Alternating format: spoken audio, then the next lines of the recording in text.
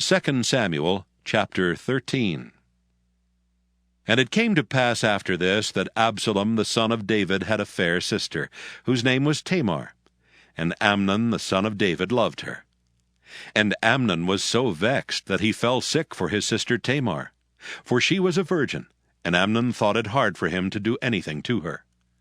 But Amnon had a friend whose name was Jonadab the son of Shimeah, David's brother, and Jonadab was a very subtle man.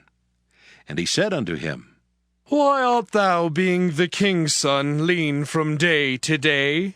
Wilt thou not tell me? And Amnon said unto him, I love Tamar, my brother Absalom's sister.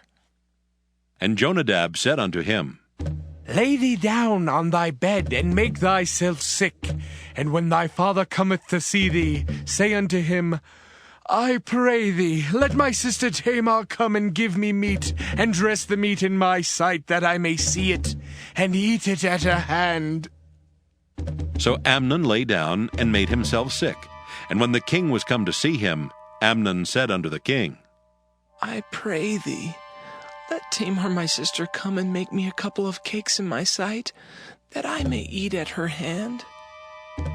Then David sent home to Tamar, saying, Go now to thy brother Amnon's house, and dress him meat. So Tamar went to her brother Amnon's house, and he was laid down. And she took flour and kneaded it, and made cakes in his sight, and did bake the cakes. And she took a pan, and poured them out before him, but he refused to eat. And Amnon said, Have out all the men from me. And they went out every man from him. And Amnon said unto Tamar, Bring the meat into the chamber, that I may eat of thine hand. And Tamar took the cakes which she had made, and brought them into the chamber to Amnon her brother. And when she had brought them unto him to eat, he took hold of her, and said unto her, Come, lie with me, my sister. And she answered him, Nay, my brother, do not force me, for no such thing ought to be done in Israel. Do not thou this folly. And I, whither shall I cause my shame to go? And as for thee, thou shalt be as one of the fools in Israel. Now therefore, I pray thee, speak unto the king, for he will not withhold me from thee. Howbeit he would not hearken unto her voice, but being stronger than she, forced her, and lay with her. Then Amnon hated her exceedingly, so that the hatred wherewith he hated her was greater than the love wherewith he had loved her. And Amnon said unto her, Arise, be gone. And she said unto him, There is no cause. This evil in sending me away is greater than the other that thou didst unto me. But he would not hearken unto her. Then he called his servant that ministered unto him, and said, Put now this woman out from me, and bolt the door after her. And she had a garment of divers colors upon her, for with such robes were the king's daughters that were virgins apparel. Then his servant brought her out, and bolted the door after her. And Tamar put ashes on her head, and rent her garment of divers colors that was on her, and laid her hand on her head, and went on crying. And Absalom her brother said unto her, Hath Amnon thy brother been with thee? But hold now thy peace, my sister. He is thy brother. Regard not this thing. So Tamar remained desolate in her brother Absalom's house. But when King David heard of all these things, he was very wroth. And Absalom spake unto his brother Amnon neither good nor bad, for Absalom hated Amnon, because he had forced his sister Tamar. And it came to pass after 2 full years that Absalom had sheep shearers in Baal Hazor, which is beside Ephraim, and Absalom invited all the king's sons. And Absalom came to the king, and said, Behold now, thy servant hath sheep shearers. Let the king, I beseech thee, and his servant go with thy servant.